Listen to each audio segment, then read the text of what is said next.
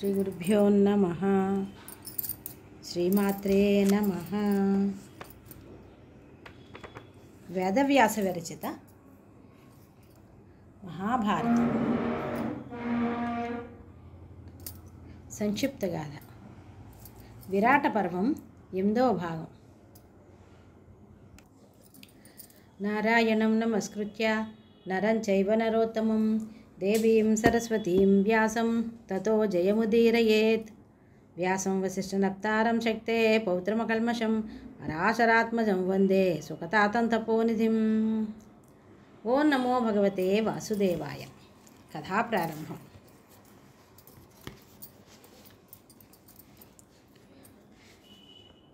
అర్జునుడు ఉత్తరుని నెమ్మదిగా రథం దగ్గరికి తెచ్చి రథం మీకు ఎక్కించి, వృధాగా భయపడి శత్రువులకు వెన్ను చూపకు, ఈ స్థితిలో నగరానికి వెళితే అందరూ అపహసిస్తారు అంటూనే రథాన్ని శ్మశానం దగ్గర సమీవృక్ష సమీపానికి నడిపించి, రాజనందన, ఈ చెట్టెక్కి దాని మీద ఉన్న గాంధీవ ధనస్సు నాకు అంది. యుద్ధం నేను చేస్తాను. యుద్ధ సమయంలో నా చేతికి నీ ధనస్సు ఆగదు అంటుండగానే ఉత్తరుడు, ఈ జమ్మి చెట్టు మీద శవం ఉన్నదని ఊరంతా చెప్పుకుంటున్నారు. రాజకుమారుడి చేత శవాన్ని ముట్టిస్తావా అన్నాడు. నేనంతటి అమాయకుడిని కాదు. నీ చేత మృతకళేబరం పట్టించను. పాండవులు అజ్ఞాతవాసానికి వెళుతూ తమ ఆయుధాలన్నీ ఈ చెట్టు మీద ఉంచారు. ఎక్కు, చెట్టెక్కి అందులో గాంధీవం నా చేతికి అన్నాడు. అలా పరిపరి విధాలు చెప్పగా ఉత్తరుడు సందేహ నివృత్తి కోసం అడిగిన ప్రశ్నలకు జవాబుగా తానే అర్జునుడని, కంకభట్టే ధర్మరాజని, మాలినియే ద్రౌపది అని అంతా వివరించాడు. ఉత్తరుడు జమ్మి చెట్టెక్కి శస్త్రాలు బంధించిన మోపు విప్పాడు. అతని కనులు మిరుమిట్లు గొలిపేలా ఆ బాణాసనాలన్నీ త్రాచుల్లా మెరుస్తూ కనిపించాయి. వాటన్నిటి వివరాలు అడిగాడు. బంగారు పూలతో అలంకృతమయ్యి హరితారుణ కాంతులు ఎనుతూ సువర్ణమయ సూర్యచిహ్నాలున్న ఆ ధనుస్సు గాంధీవం. హేమలతల్లా గోచరిస్తూ లక్షల సంఖ్యలో ఉన్న ఆ తుణీరాలే నా అక్షయ బాణాలు. వాటిని నాకు అంది అన్నాడు. ఆదిలో ఈ గాంధీవాన్ని చతుర్ముఖుడు 1000 సంవత్సరాలు తనే వినియోగించి ప్రజాపతికి ఇచ్చాడు. ఆయన 503 సంవత్సరాలు ఉంచుకొని ఇంద్రునికి ఇచ్చాడు. దేవేంద్రుని హస్తాలలో ఇది 85 ఏళ్ళు ఉంది. అది సోముడు గ్రహించి 500 వర్షాలు ఉంచుకొని వరుణుడికి కానుగ్గా ఇచ్చాడు. వరుణుడి దగ్గర నుంచి అగ్ని స్నేహచిహ్నంగా బహుకృతిని పొందాడు.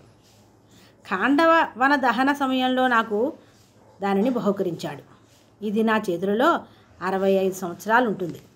ఇక నువ్వు అడిగిన అర్జునుడి 10 పేరులు అర్జున, ఫల్గుణ, కిరీటి, శ్వేతవాహన, కృష్ణ, జిష్ణు, బీభత్స, విజయ, సవ్యసాచి, ధనంజయ అని తన పేర్లన్నీ చెప్పి, ముందు ఆ ధనస్సు అందించు అంటూ ఆ ధనస్సుని ఉత్తరుని చేతి నుండి తీసుకున్నాడు. ఉత్తరుడు చెట్టు దిగుతూనే అర్జునుడికి అభివాదం చేసి, నన్ను మన్నించు అన్నాడు.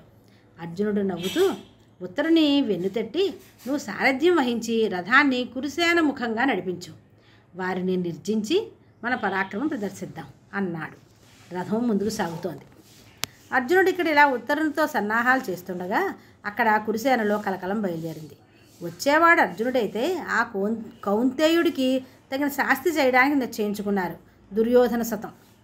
వీరిలా ప్రతాపవాక్యాలు పలుకుతుంటే ద్రోణాచార్యులు భీష్ముని చూస్తూ నర్మగర్భంగా, ఏమీ సాహసంగా వస్తున్నాడు, అహంకారం కాకపోతే కురువీరులకు ఎదురు వస్తాడా, వీడి ఆకారం చూస్తుంటే ఇంద్రుని వలె ఉన్నాడే అనేసరికి భీష్మాచార్యుల వారు, శత్రువును ఎదుర్కొనడానికి తగిన సమయం వచ్చింది, అడ్డంకులన్నీ తీరిపోయాయి, ఇంకా ఎదురికి భయపడవలసిన పని లేదు అని సమాధానం ఇచ్చాడు.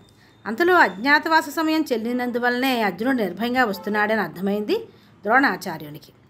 మత్తేభయూధాలను చూసిన సింహంలా మన శానమీకి వస్తున్నాడు అర్జునుడు.